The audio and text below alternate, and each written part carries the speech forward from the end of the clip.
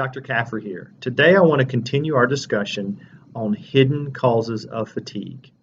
Hidden cause number 8, sleep dysfunction.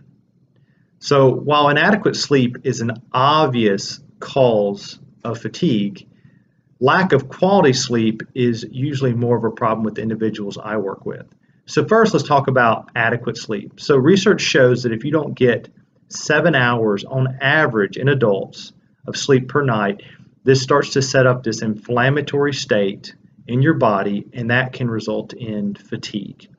But a lot of individuals I see are striving to get 7 hours at least of sleep per night, but they have some kind of insomnia or sleep dysfunction. So let's talk about some common patterns. So the most common pattern I see is inability to stay asleep at night. So these individuals can fall asleep usually without trouble, but they can't stay asleep at night. Oftentimes this is due to low blood sugar in the night, what's been termed nocturnal hypoglycemia. So when blood sugar drops in the night, adrenaline can rise up, and that can arouse you to wake up, and that can give you an increase in body temperature, sweating, restlessness.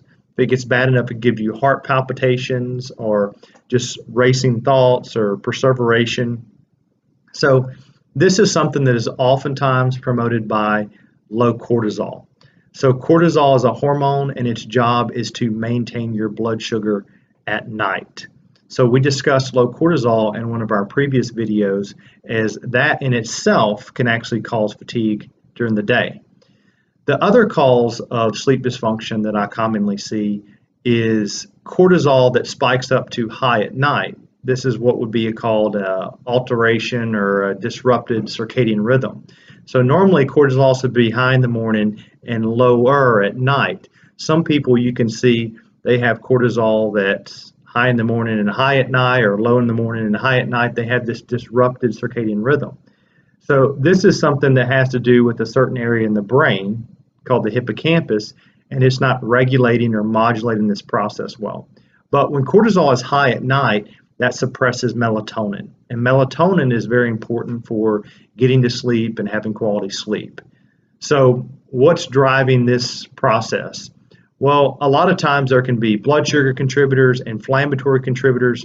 If it's a circadian rhythm issue, that can relate specifically to a neurochemical in the brain called acetylcholine, which has to do with like short-term memory, visual memory, verbal memory, word fluency, parasympathetic responses, which is like your relaxation responses, things like that.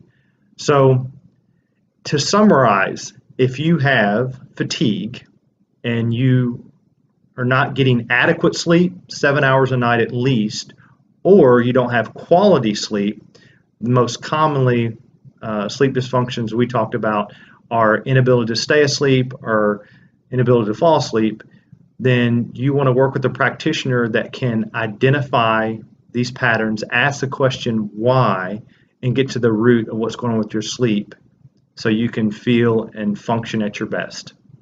I'm Dr. Caffery. Thank you for listening.